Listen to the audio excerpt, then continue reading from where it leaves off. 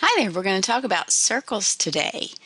So I have written for you the general equation for a circle, which is sitting right there. See him? There's the general equation for a circle, and that's what that's called. If you see something with an x squared and a y squared and a number, you can start thinking to yourself, hey, this might be a circle. And if you can get it in this form, it will be a circle. The center of your circle is at h and k. So let's say we have something of this sort. X minus 2 quantity squared plus y plus, let's say, 3 quantity squared equals 9. All right, I'd like for you to compare these two equations and see. Compare these two little guys right here, and you can see that I have a general form for a circle. See this? There's my general form, and here's this equation that I just wrote out for you. You can see it. Wrote off my little pad. Okay, there I go. All right, there he is. Now, I can read off my center, and circles look really hard, but they're really not that bad. So the center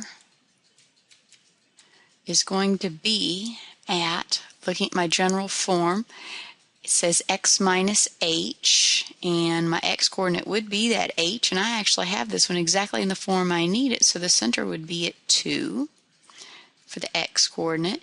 And for the y coordinate, it's not exactly like I want it to be, but if I kind of shut my eyes and squint really hard, I can imagine that this y plus 3 is actually like a y minus, say, a negative 3 quantity squared. And I can say, that's what my k is. My k is a negative 3. The radius, most students will always want to tell me that the radius is 9, but the radius is not 9 because the number that's sitting over here is r squared. So r would be 3. The radius would be 3. So in order to draw these circles, which is what you're going to be asked to do, you will need to find the center. So I go to 2, negative 3. Okay, there's the center of that sucker. And what I usually do in order to draw these is I'll draw a north, south, east, west radius of 3.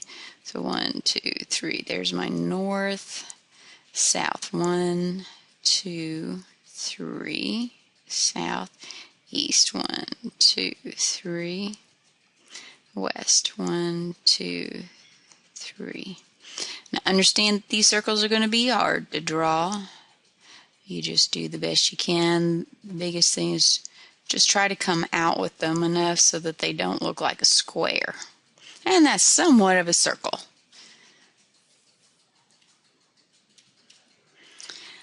Alright, what I've done for you is written down the general equation for a circle, which is sitting right there. I just rewrote that with the center at h and k and the radius of r. Now you're going to be given problems such as the following. Let's say they tell you that the center of your circle is at negative 2, 0 with a radius of 4. And then they ask you to give the equation of the circle, which seems very strange. But if you know the general equation, all you'll have to do is just plop down into your h and k, and let's see, my h would be 2 and my k would be 0. So if you'll just plop those down into the general equation, then you'll be able to figure out what it is. So I'd say x minus, this is x minus h, and h is a negative 2. So it's x minus a negative 2 squared plus y minus 0 squared equals, and then the radius is 4, so that would be 4 squared. Now cleaning this up just a little bit because it looks kind of dirty, I have x plus 2 quantity squared plus y squared equals 16. And this would be the equation of my circle, and it's just as easy as that. All right, there's going to be times in your homework that they're going to ask you to find what the radius is. You'll have to figure out what the radius is because they'll just give you the endpoints of a diameter. So you have to figure out the radius when you're going to do this. You'll need the distance formula, so I've written it up there at the very top.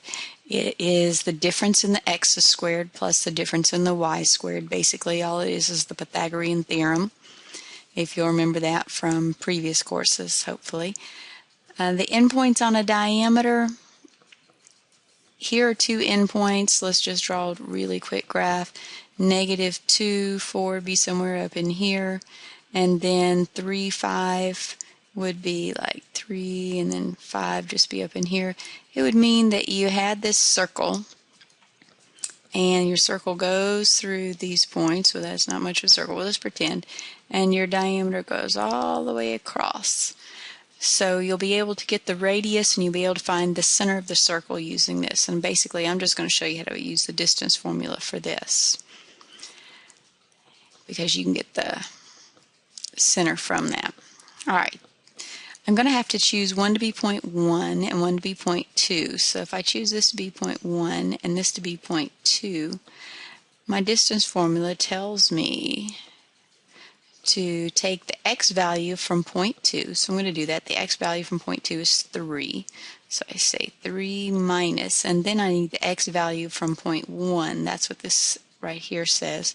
So 3 minus a -2 quantity squared plus the y value from 0.2, that would be a 5, minus, and I need the y value from 0.1, there he is, he's a 4, quantity squared, and then that would be equal to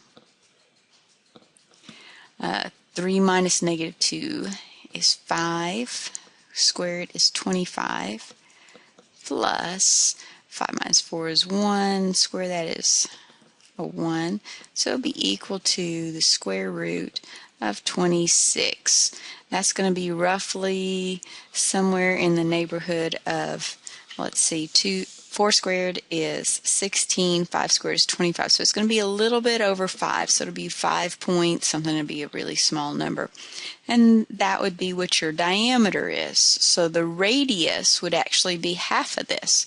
So if I needed to know the radius of this thing, it would be actually the square root of 26 divided by 2. Such a stunning number.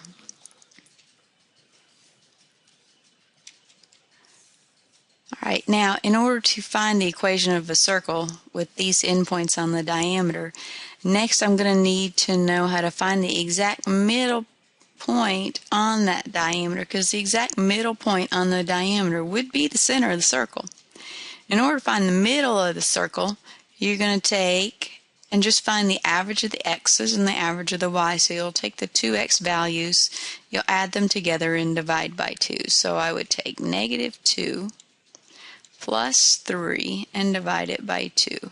I would take the y value from 0.1, that would be 4, plus the y value from 0.2 would be 5, and then divide that by 2. So the middle of this thing, or the center, would be at, that would, -2 plus 3 is 1, so that'd be 1/2, and 4 and 5 are 9 over 2.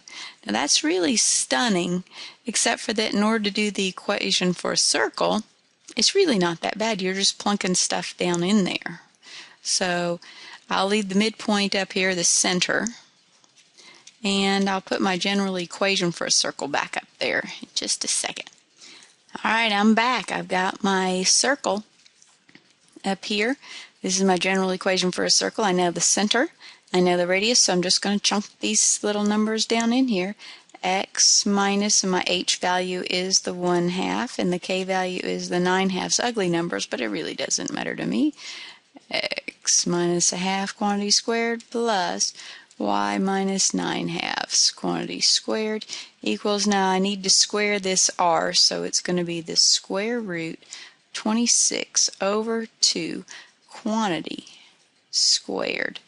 So that's going to end up being, and I just write all this nonsense down again and just have to do my manipulation on my square root of 26 over 2. So I've got x minus a half, quantity squared, plus y minus 9 over 2, quantity squared, equals, and then I'm going to do the square root of 26 over the square root of, times the square root of 26, and that's going to be 26 over 4, and lucky for us, 26 over 4 will reduce, and let's see, I'll erase some more stuff and be back. Okay, now I'm back because 26 over 4 is going to be 13 over 2, so I need to write that down, clean it up just a little bit more.